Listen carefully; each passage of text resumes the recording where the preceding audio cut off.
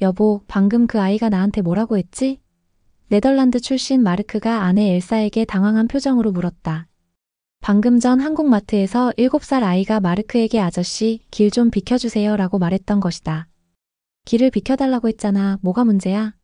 엘사가 반문했다. 아니, 그게 아니라. 그 아이가 나한테 존댓말을 쓴 것 같은데. 마르크가 고개를 갸우뚱했다. 네덜란드에서는 아이들이 어른한테 그냥 평범하게 말하는데 여기서는 7살 아이도 나한테 존댓말을 써? 엘사도 이제야 깨달았다. 맞네. 그런데 이상하지 않아? 우리 집에서는 아이들이 부모한테도 그냥 편하게 말하는데. 바로 그때 옆에서 장 보던 한국 할머니가 끼어들었다. 아이고, 외국 분들이시네요. 당연히 어른한테는 존댓말을 써야죠. 그게 예의인데요. 마르크와 엘사는 서로를 바라보며 동시에 생각했다. 이 나라의 언어 시스템은 도대체 어떻게 되어 있는 거지? 한국에 온 지 6개월 네덜란드 부부 마르크와 엘사는 한국어 학원에 다니고 있었다.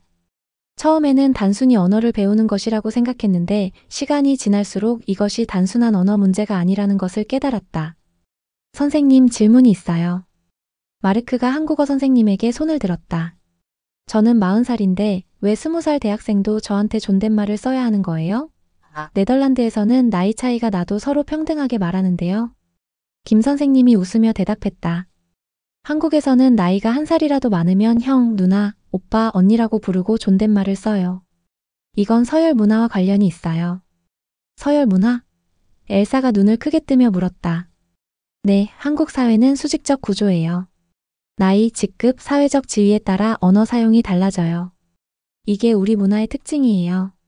마르크가 고개를 흔들었다. 그럼 친구들끼리도 나이 확인부터 하나요? 맞아요.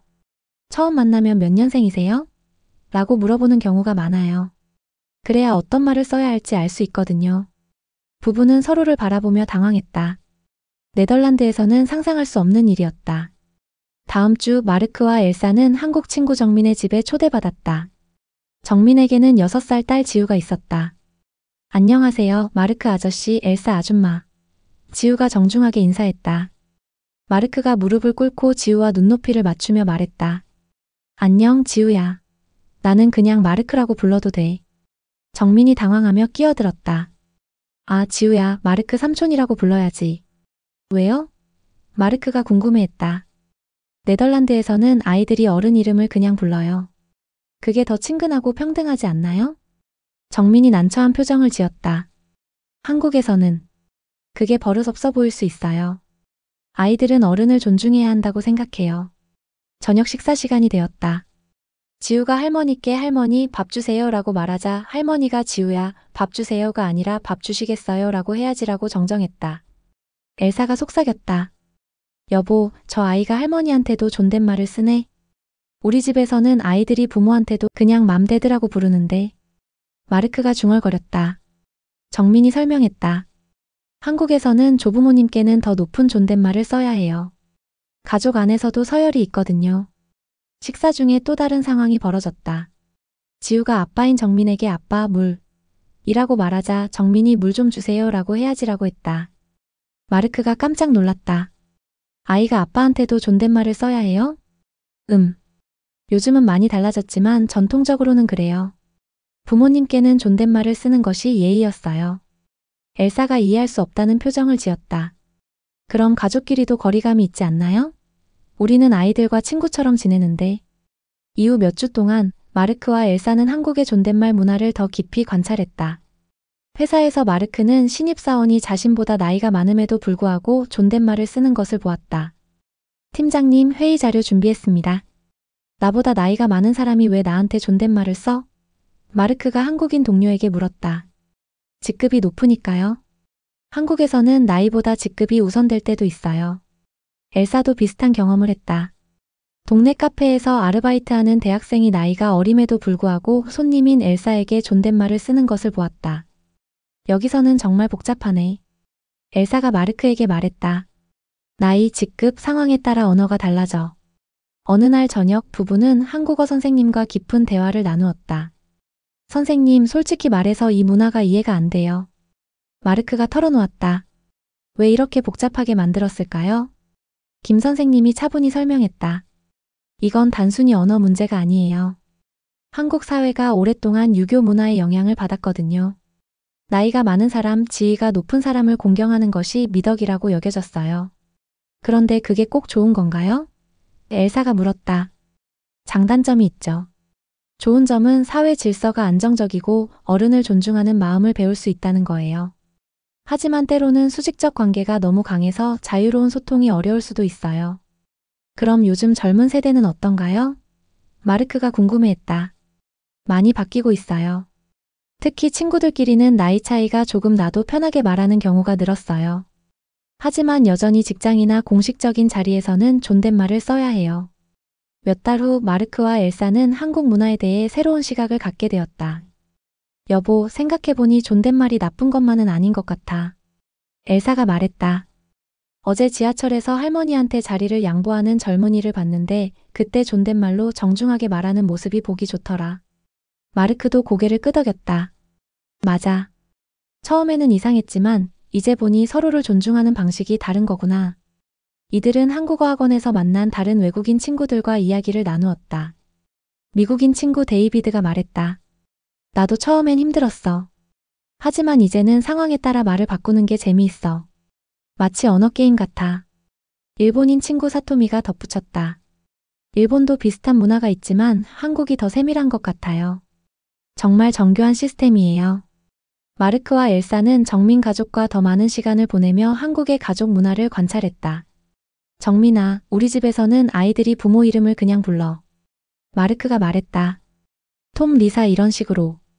그런데 여기서는 아빠, 엄마라고 부르면서도 존댓말을 쓰네. 정민이 설명했다. 한국에서는 가족 안에서도 세대 간 구분이 명확해요. 부모님은 자녀보다 위에 있고 형제자매 사이에서도 형, 누나, 오빠, 언니로 구분하죠. 그럼 형제끼리도 존댓말을 써?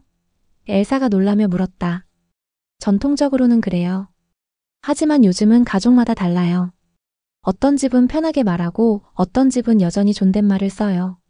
지우가 삼촌에게 삼촌 이거 해주세요 라고 말하는 것을 보며 마르크가 감탄했다. 정말 신기해. 네덜란드에서는 삼촌이든 조카든 그냥 이름으로 부르는데. 정민의 어머니가 말했다. 우리 문화에서는 학렬이 중요해요. 같은 집안이라도 나이와 세대에 따라 말하는 방식이 달라야 해요. 마르크의 직장 생활에서도 존댓말 문화는 중요한 부분이었다. 팀장님, 회의 준비 완료했습니다. 부하 직원이 보고했다. 회의가 끝난 후 마르크가 동료에게 물었다. 우리 팀원 중에 나보다 나이가 많은 사람도 있는데 왜 모두 나한테 존댓말을 써? 직급이 높으니까요. 한국 직장에서는 나이보다 직급이 우선이에요. 그럼 일 끝나고 술 마실 때도 존댓말을 써? 그때는 좀 편해져요.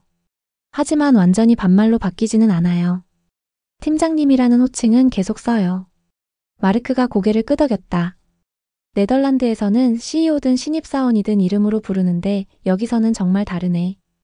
엘사는 한국 친구 미영과 함께 쇼핑을 하며 존댓말의 미묘한 차이를 배웠다. 이거 얼마예요? 엘사가 가게 사장에게 물었다. 10,000원이에요. 사장이 대답했다. 나중에 미영이 설명했다. 엘사야, 방금 너와 사장님이 서로 존댓말을 썼지? 이건 서로 모르는 사이에서 예의를 지키는 거야. 그럼 친구들끼리도 존댓말을 써? 처음 만날 때는 써. 그런데 친해지면 반말로 바뀌어. 단, 나이가 많으면 계속 존댓말을 써야 해. 엘사가 머리를 감쌌다. 너무 복잡해. 언제 존댓말을 쓰고 언제 반말을 써야 하는지 헷갈려. 익숙해지면 자연스러워져. 우리는 어릴 때부터 배우니까. 어느 날 마르크와 엘사는 한국 문화에 대한 책을 읽으며 더 깊이 이해하려고 했다. 여보, 여기 보니까 조선시대부터 이런 문화가 있었대. 엘사가 책을 가리키며 말했다. 정말? 그럼 몇백 년 된 문화구나. 맞아. 유교의 영향으로 나이 많은 사람, 지위 높은 사람을 공경하는 것이 미덕이라고 여겨졌대. 마르크가 생각에 잠겼다. 그럼 이게 단순히 언어 문제가 아니라 문화 전체의 기반이구나. 네덜란드는 평등주의 문화니까 이해하기 어려웠던 거야. 하지만 한국 사람들에게는 이게 정체성의 일부인 거지. 한국어 학원에서 만난 젊은 한국인 친구들과 이야기하며 부부는 변화하는 문화를 관찰했다. 요즘 젊은 사람들은 어떻게 생각해? 마르크가 20살 대학생 수진에게 물었다. 솔직히 말하면 가끔 답답해요. 나이가 1살 차이 나는 것 때문에 말을 바꿔야 하는 게 불편할 때도 있어요. 그럼 바꾸고 싶어? 완전히 없애자는 건 아니에요. 어른께 예의를 지키는 건 좋다고 생각해요. 하지만 또래끼리는 좀 더 자유로웠으면 좋겠어요. 엘사가 관심을 보였다. 그럼 너희 세대가 부모가 되면 어떻게 할 거야? 아이들한테는 좀 더 자유롭게 하되 기본적인 예의는 가르칠 것 같아요. 시간이 지나며 마르크와 엘사는 존댓말 문화의 장점도 발견했다. 여보, 어제 지하철에서 본 거 기억해? 엘사가 말했다. 뭘? 젊은 사람이 임신부한테 자리 양보하면서 존댓말로 정중하게 말하는 것. 그게 참 보기 좋았어. 마르크도 고개를 끄덕였다. 맞아. 존댓말이 단순히 서열을 나타내는 게 아니라 배려와 존중을 표현하는 방식이기도 하구나. 네덜란드에서는 친근함이 존중의 표현이지만 한국에서는 정중함이 존중의 표현인 것 같아. 1년 후 마르크와 엘사는 한국의 존댓말 문화에 어느 정도 적응했다. 이제 자연스럽게 써지네. 마르크가 편의점에서 감사합니다 라고 말하며 나왔다. 맞아. 처음엔 어색했는데 이제는 오히려 예의 있어 보이는 것 같아. 정민과 만나서 이야기했다. 정민아, 우리 처음에 존댓말 때문에 얼마나 당황했는지 알아? 엘사가 웃으며 말했다.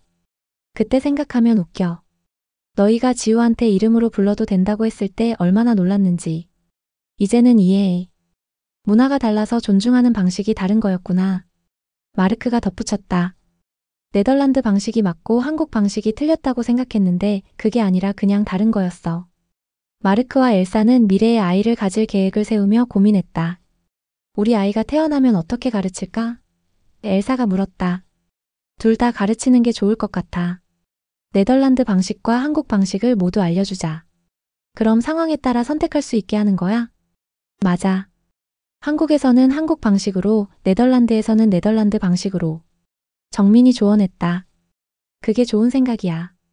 우리 지우도 외국인 친구들과 있을 때는 좀 더 자유롭게 말하거든.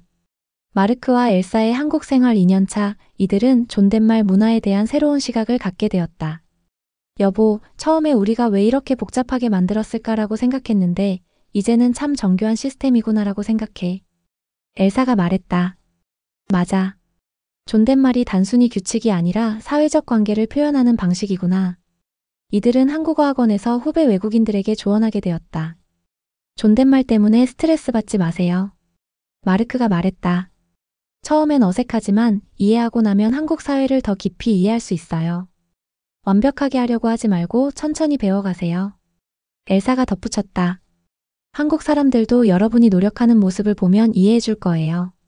마르크와 엘사는 이제 한국의 존댓말 문화를 단순히 받아들이는 것이 아니라 그 안에 담긴 의미를 이해하게 되었다. 결국 모든 문화는 그 사회의 가치관을 반영하는 거야. 마르크가 말했다. 네덜란드는 평등과 개방성을 중시하고 한국은 질서와 조화를 중시하는 거지. 엘사가 대답했다. 둘 다 좋은 가치야. 그냥 표현하는 방식이 다른 거지. 이들은 이제 두 문화의 다리 역할을 하는 사람들이 되었다. 한국 친구들에게는 네덜란드의 평등 문화를 소개하고 네덜란드 친구들에게는 한국의 존중 문화를 설명했다. 문화는 옳고 그름의 문제가 아니라 다름의 문제구나.